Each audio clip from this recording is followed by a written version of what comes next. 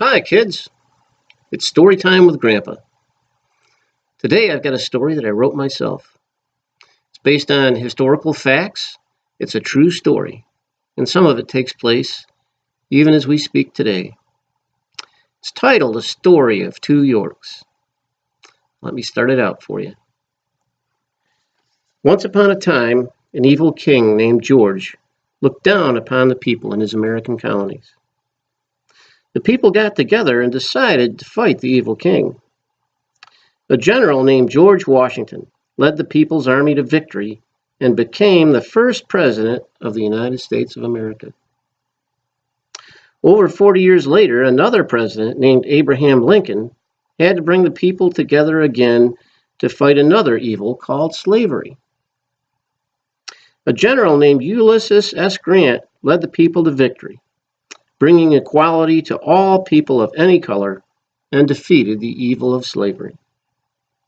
Later on, General Grant also became a president. Almost 100 years later, another man, the Reverend Martin Luther King Jr., saw that all people were not being treated equally and fought for their rights. All of these good people knew that we have to fight for our rights and freedoms and that we can't give them away. Today, we have a president named Barack Obama. He means well, but he wants to pass laws that would take our rights and freedoms away. This leads us into the story of two Yorks.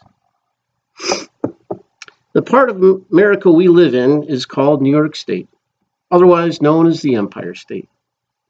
Our state was part of the first 13 colonies. The leader of the state is called the governor. And there have been many great governors in the past 200 years. Sadly, for many years we have been ruled over by an evil governor named Cuomo. Governor Cuomo lives in the biggest city in the state, called New York City. Millions of people live in New York City, more in fact than the rest of the state combined. Most of these people are hard-working, good people who love life and love the city. Many people are poor and don't have jobs or get enough to eat.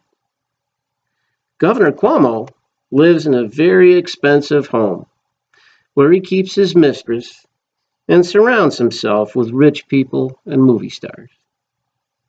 He has police to guard him all the time.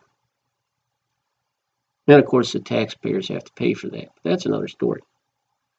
There are several other smaller cities in the state, but most of it is small towns, farms, and countryside like we live in. When I was a young boy, most people lived in these other parts of the state. They were and are good people who work hard, love life, and love country living. We have a different life than people in the big city, a life that is in many ways like that of our forefathers in the old days. We farm, go fishing and hunting to put food on the table, and rely upon ourselves and our neighbors when times are bad. Still, a lot of people here are poor and do not have jobs or get enough to eat. So really, there are two Yorks, New York City and upstate New York, which is essentially the rest of the state. Now that most of the people live in New York City, evil Governor Cuomo and his henchmen do not like the little people that live in the rest of the state. He wants us to live and think like the people in the city do. Governor Cuomo passes evil laws that help the people in the city, but take freedoms away from the rest of us. He does not want us to be able to protect ourselves or hunt for food. If you find gold or silver on your land, the law says it must be given to the state for the evil governor to use any way he wants. Some country folks have natural gas under their land that would help them make a living. The evil Governor Cuomo listened to his movie star friends and even passed a law against that. Governor Cuomo tells the people in the big city that he will provide for them and feed them and give them lots of money for big projects to benefit the city. He tells them that they must think what he thinks and vote for him because he does all of these things for them. He even has control of the news through his little brother on the Cuomo News Network. The only way us little people and the rest of the state can defeat the evil governor is by voting. We almost did it in the last election, but there are too many people in New York City that he controls.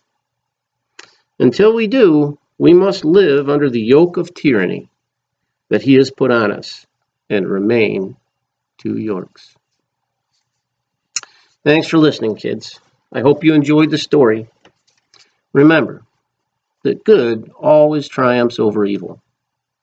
Perhaps someday the evil governor will end up in jail next to his good buddy, Duke Silver. For my next story, I will tell you about an evil witch that wants to be president. It's even rumored that her own husband tried to chew his arm off just to get away from her. Now, it's just a rumor. And if it did happen, he didn't succeed. Anyhow, get a good night's rest, go off to sleep, or have a great day.